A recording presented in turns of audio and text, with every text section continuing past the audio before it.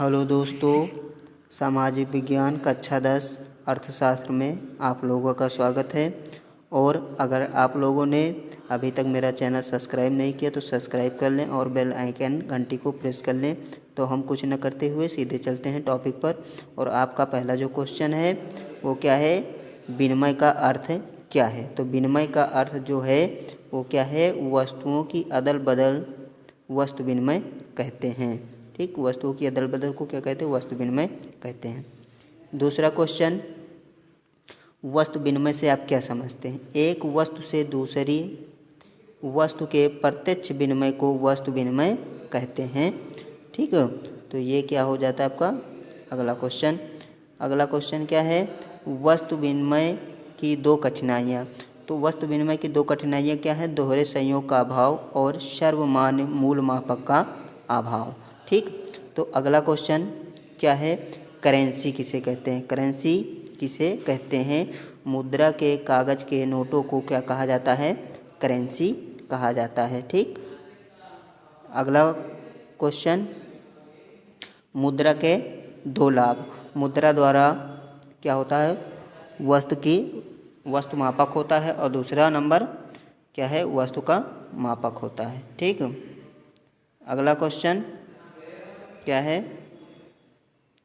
ये आपका सही है, इसमें कुछ मिस्टेक हो गया है। ठीक, यहाँ पर वो कट किए कर देता हूँ।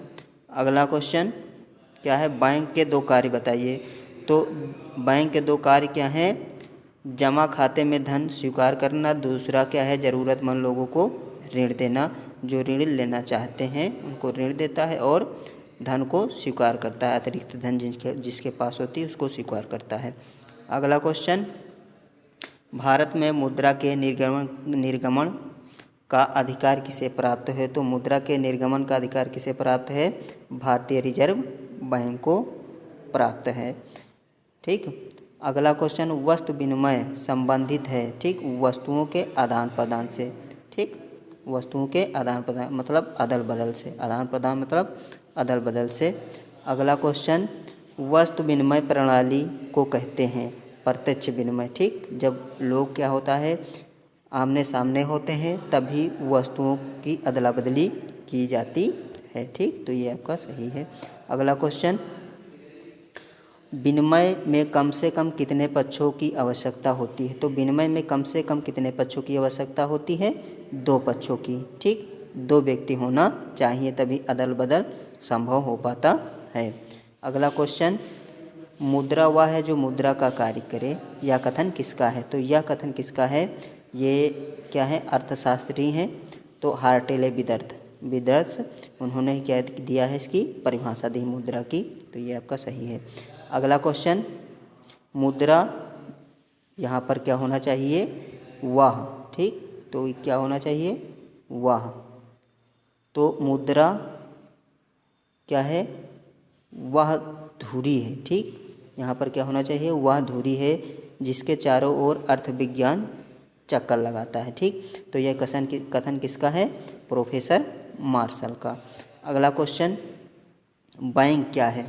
तो बैंक क्या है, बैंक लोगों की अतिरिक्त जमाओं को स्वीकार करती है और ज़रूरतमंद लोगों को ऋण देती है। तो इसी को क्या कहा जाता है, बैंक कहते हैं। अगला क्वेश्चन, मुद्रा क्या है। मुद्रा एक तरह की क्या है, संपत्ति है। मुद्रा क्या है, एक तरह की संपत्ति। अगला क्वेश्चन, भारत में रुपये के प्रयोग को वैधता प्रदान की गई है। ठीक, तो कौन प्रदान किया है, तो इसमें भारतीय कानून द्वारा इसको प्रदान किया गया है। अगला क्वेश्चन, भारत का केंद्रीय बैंक कौन सा है। तो भारत का जो केंद्रीय बैंक है वो कौन सा है, भारतीय रिजर्व बैंक, या इसे बैंकों का बैंकर भी कहा जाता है। भारतीय रिजर्व बैंक की स्थापना कब हुई थी। ठीक, बहुत इंपॉर्टेंट क्वेश्चन है आपका, भारतीय रिजर्व बैंक की स्थापना कब हुई थी। तो भारतीय रिजर्व बैंक की स्थापना जो हुई थी 1 अगस्त और 1935 को।